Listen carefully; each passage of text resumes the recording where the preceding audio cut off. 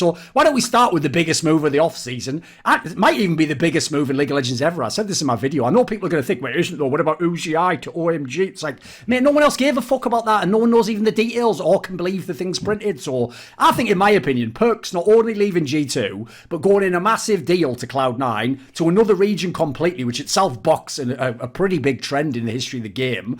And if we had to believe all the people involved, not just doing it for the money. In theory, doing it because he also thinks it can be viable. Like, there's so much on this deal we can do business-wise, game-wise. So since everyone else has done the in-game aspect, and I notice a lot of people, especially Fnatic fans, don't even seem to have a comprehension that there's a business side involved. They seem to just think because they want Perkz to be in a Fnatic jersey, he has to play in Fnatic. So I'll start with you, Dexter, or Marcel. We'll call you Dexter for this one.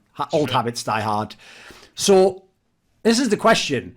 Everyone heard these like huge numbers. I know there was a lot of fuckery in what was reported publicly because they started with like a massive number, like 11 million or whatever. Then they were saying like part of it's the buyout and then maybe he got a discount. But still, it's definitely a massive deal. What do you think about this as an actual deal? Like on the Cloud9 side, I can tell you can see in my interview with Jack, it's not like they pretend like they think they're going to make millions off having Perkz and, you know, this will be like a plus. It's not like when you signed David Beckham back in the day and you sell like a fucking billion jerseys or something. They know that this is basically a loss leader. But the premise for them, as far as I can tell, is it doesn't matter because they want to win. They just want the results now. It's essentially they're willing to trade the money for the results and the prestige. So what do you think about this as an actual deal? Like, did they overpay? Was it a good deal? What do you think?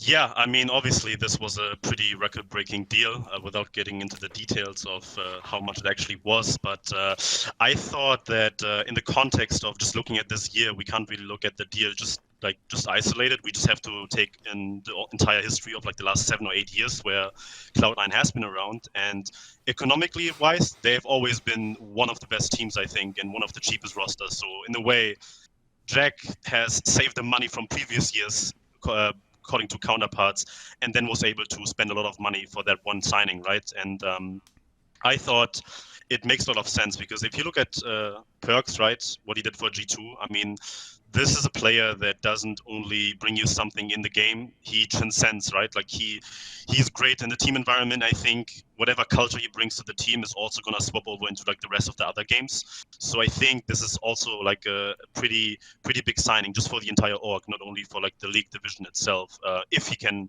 replicate the same thing that he did on the G2 side.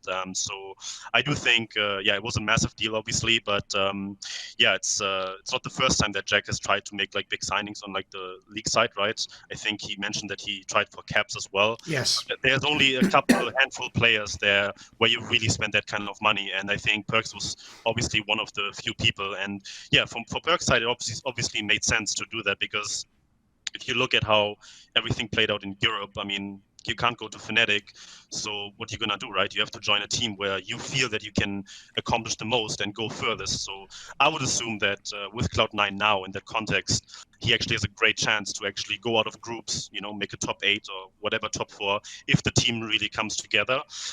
So yeah, we just have to see how. I mean, I don't really pay too much attention or don't really care too much about the first games, how everything is going now.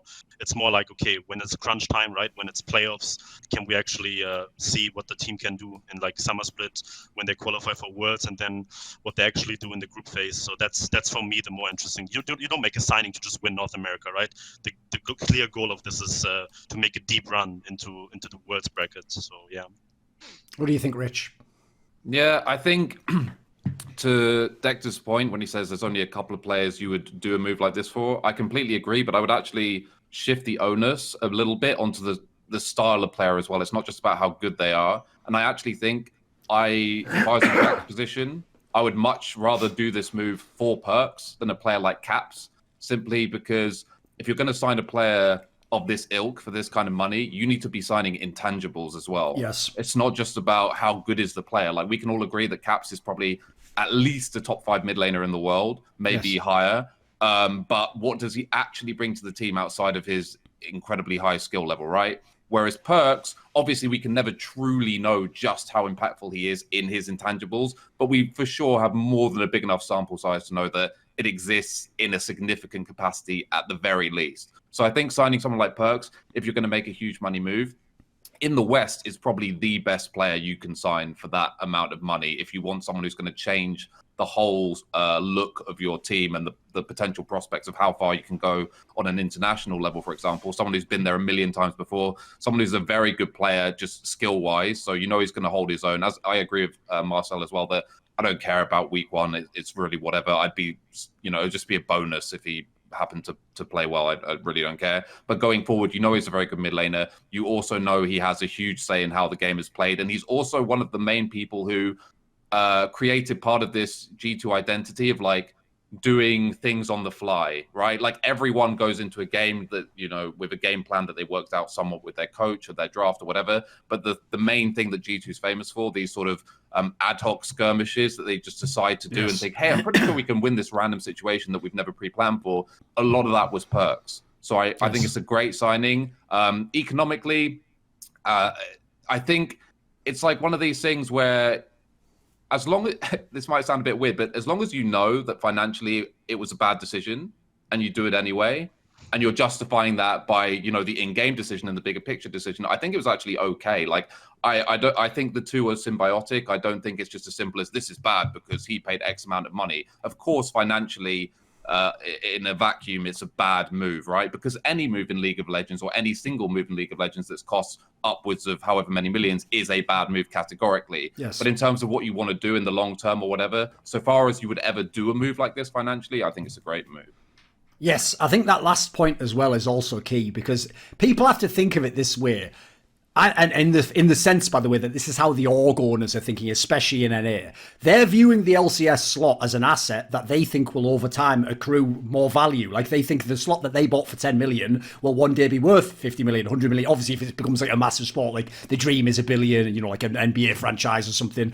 Even if we keep it in the realistic world, that one day it could be worth 50 million. Well, if that's really what essentially your business plan, I'm saying, if that's your business plan, then part of it, if you ever want to exit with a profit, is you want to know that, right, in the meantime, so I bought in for 10 million and then each year I'm going to spend X million, right? But you don't want at the end that to be, I spent 100 million and then it's worth 50 million, but so even if I sell, I lost 50. You want it to be like, right, I can spend millions. So to me, it's like, listen, it's fine essentially to lose the money as long as you really believe that is the long-term goal and that's your business plan.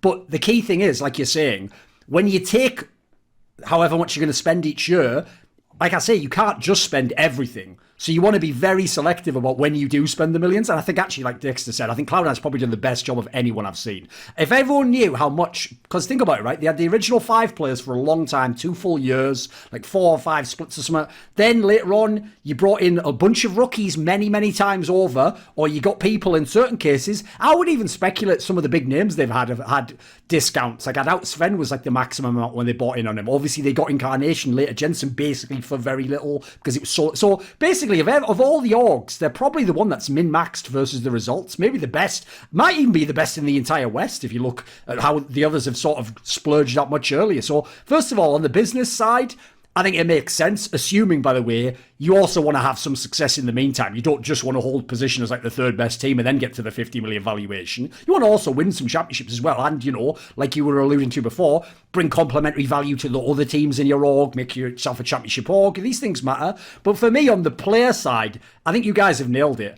The funny thing is this, if you asked a fan who would you rather have, Caps or Perkz, they're all going to say Caps, right? But in doing so, I think they would actually completely misunderstand this entire discussion we're having. Because the problem if I bring Caps in is, first of all, you've seen what he's like. He's kind of like a weird guy. Like, people might get along with him. I don't really see him as a leader figure. Like, basically all of his upside, as far as I can tell, is inside the server. And right now, that doesn't make you very much money. The upside of Perkz could be in the server, but even if it isn't, the stuff outside of the server is crazy. Like, for me, the number one upside of having him, aside from, bring prestige to your org, the actual results in the game. The number one reason is what I always joke about, but people know I'm doing it tongue in cheek. It's not a joke. He really is basically the best general manager in fucking Europe. Like, he just recruits the players, and even if he doesn't overtly do it, they just want to play with him anyway. So as a result, the implied value in the future is nuts.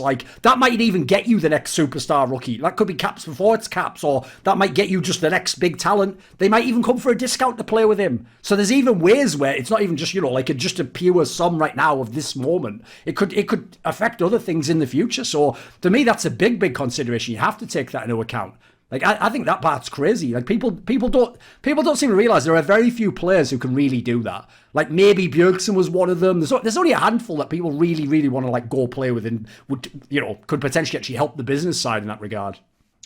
No, absolutely. I think what we also have to take into consideration, this is not like a one-year signing, right? So even if this year doesn't go well, Sven is becoming resident at one point throughout the year probably as well. So what Perkz can do is he can just recruit the next superstar out of Europe, right? Because now more European players have actually an incentive to go play because Perkz is there, right? That's the whole appeal to it, that based on that decision alone, you can probably either make an upgrade in the top lane or maybe jungle. I don't know. The support seems fine, but if you really want to go that route and look at like the next 1 or 2 years ahead, there's obviously like a lot of upside to making such a signing.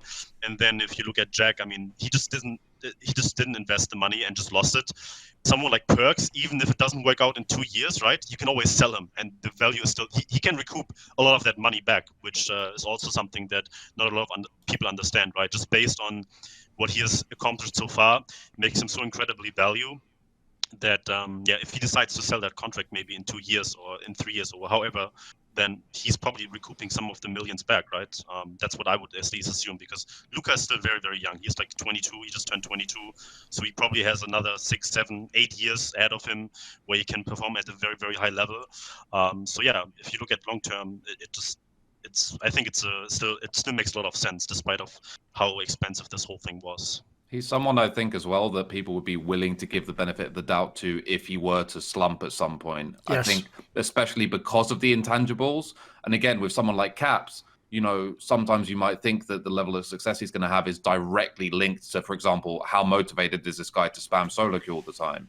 And Caps is someone who plays a lot of solo queue as an example. Now, I'm not saying that's Caps' secret sauce to why he's a good player, but because you're looking at it through such a much more singular lens of why this guy is good and in what areas he's good. With Perkz, he brings so much more to the table that even if he were to slump a little bit, and especially if it's, him going back the other way to Europe at some point, then I think people would also say, hey, maybe if we put him back in the environment where he was most comfortable and won all those championships, we're going to get the best out of Perkz again, or at least something close to, right? You don't want to spend loads of money on getting 75-80% of what Caps once was, because the margins are very thin when it comes to in-server stuff, right? But if maybe you do believe he slumped, but you think, hey, I'm still going to get 80% of the totality of what Perkz brings, that's worth a lot of money, right? So I think Cloud9 has kind of like a mini inbuilt insurance policy almost, just in terms of how much he does actually bring to the table outside of just being really good at mid lane.